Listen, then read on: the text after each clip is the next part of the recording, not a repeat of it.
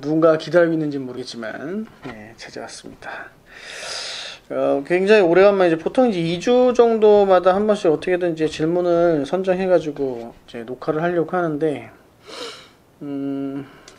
뭐 잘 안 됐어요.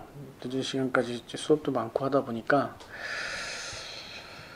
질문을 기다리시는 분이 뭐 한 2명은 있겠죠, 그죠? 자, 첫 번째 질문은요. 내용은 그거였어요. 제가 이제 그냥 너무 감정적인 연기 말고 일상 대화하듯이 하는 연기를 해라고 이제 말씀을 드렸더니 확신이 안 서나 봐요. 그래서 어떻게 왜 그렇게 해야 되는지 그리고 한다면 어떤 걸 하면 좋은지 뭐 이렇게 얘기를 했어요. 그래서 제가 대화를 했는데 우선 이제 왜 이제 일상 대화하는 연기, 그러니까 뭐 나도 이제 연기를 배우다 보면 되게 막 감정적인 연기도 좀 하고 싶고 막 감정을 폭발시키는 연기도 하고 싶고 뭐 광기 연기도 하고 싶고, 그다음에 이제 연기의 핵심은 이제 다양한 인물을 표현하는 거니까 뭐 여러 가지 자기의 성격보다는 좀 다른 그리고 아니면 어떤 성격이 되게 도드라지는 그런 역할의 연기를 좀 보여주고 싶을 거예요, 다들.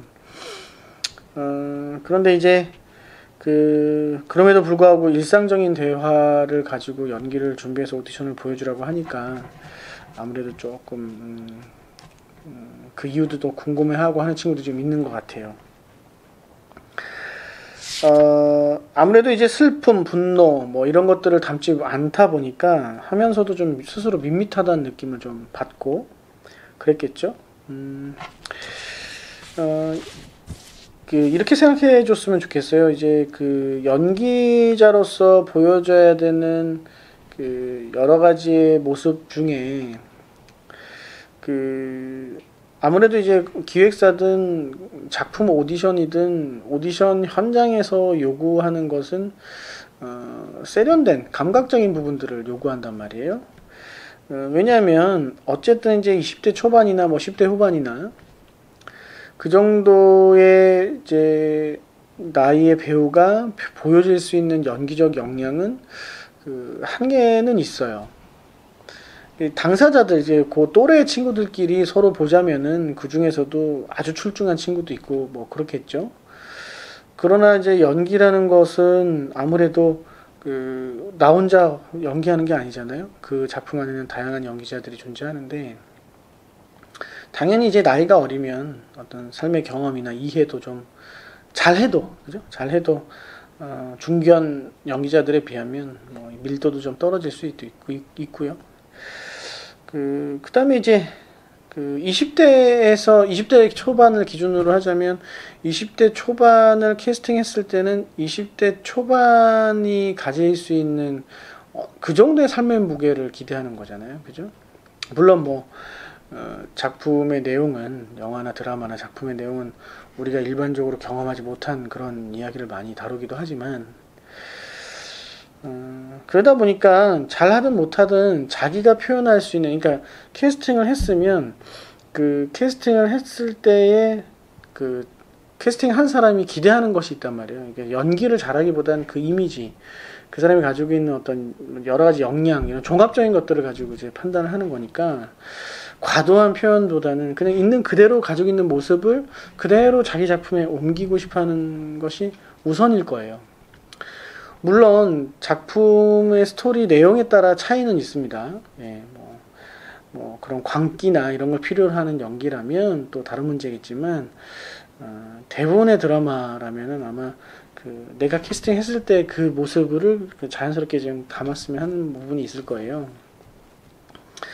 그러니까 오디션을 볼 때 제일 좋은 건 대단한 연기력을 보여주기에는 이미 그 감독들이나 스태프들은 대단한 연기를 하는 선배들을 연기를 보고 연기 기준을 아무래도 진짜 프로들 중에 프로들을 기준으로 이제 보겠죠.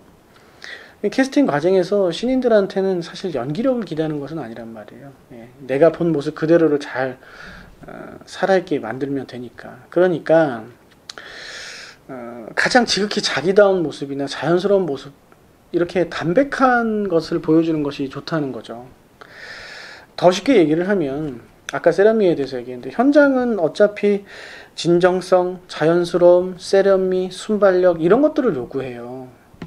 근데 오디션장에서 슬픔, 분노 뭐 이런 것들을 보여주기보다는 현장에서 요구하는 것을 나는 해결할 수 있다. 이런 것들을 좀 보여주는 게 좋다는 거죠. 그리고 우리가 이제 연기를 배우다 보면 처음에 이제 배우는 것들이 이제 감정을 폭발시키거나 끌어내는 것들을 많이 배우잖아요. 그죠? 물론 저 같은 경우에는 그걸 우선적으로 제 가르치지 않기도 해요.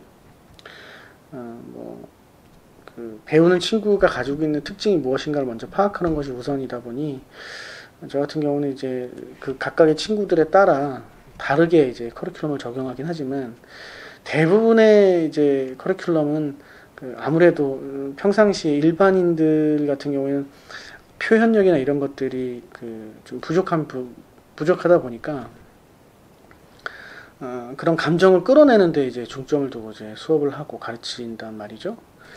그러니까 이제 슬픔, 분노 이런 감정을 드러내는 대사들은 사실 연기를 처음 배울 때 이제 하는 거죠. 아무래도 그렇다 보니까 또 두 번째로는 오디션장에서 막 감정을 폭발시키고 막 이런 어설픈 그런 광기, 뭔가 완성되지 못한 아주 숙련된 고도의 기술을 요구하는 그런 광기 연기가 아니라 연기를 한 1, 2년 정도 한 친구들이 충분히 할 수 있는 정도의 이제 광기란 말이에요. 이제 그런 것들은 그런 감정 연기는 보는 사람은 사실 부담이 될 수 있어요. 초년생에서 벗어나지 못한 감정 표현의 한계를 보여주겠죠. 그러니까 두 번째로는 오디션장에서 감정적인 연기를 하는 것 자체가 굉장히 수준 높은 완성도 높은 감정 연기가 아니라면 자연스럽게 순발력 있는 연기보다는 설득력이 없다는 거죠. 이 관계자들한테. 그래서 오히려 자기가 연기의 그 실력의 능력치가 더 좋아 보이고 또 자기가 가지고 있는 배우로서의 고유한 이미지도 잘 보여줄 수 있고 현장에서 요구되는 여러 가지의 어떤 상황들을 자연스럽게 표현할 수 있는 딱딱하지 않은 아주 순발력 있고 감각 있는 그런 배우들을 많이 찾게 될 거예요. 그래서 슬픔, 분노, 화남 이런 감정 연기보다는 자연스럽고 진정성 있고 매끄럽고 순발력 있는 그런 연기를 준비하는 것이 좋아요. 어쨌든 결론적으로 정리해서 말씀드리면 현장에서 요구하는 것은 감정 표현이나 광기 이런 그런 성격 표현의 연기가 아니라 자연스럽고 세련되고 진정성 높은 그런 연기를 이제 요구를 하니까 그런 식의 연기를 준비하다 보면 당연스럽게 평상시에 자기 모습 대화하는 그런 특별하게 감정이 요구되지 않은 유연하고 자연스러운 연기를 준비하는 것이 좋다. 그렇게 말씀드릴 수 있을 것 같습니다.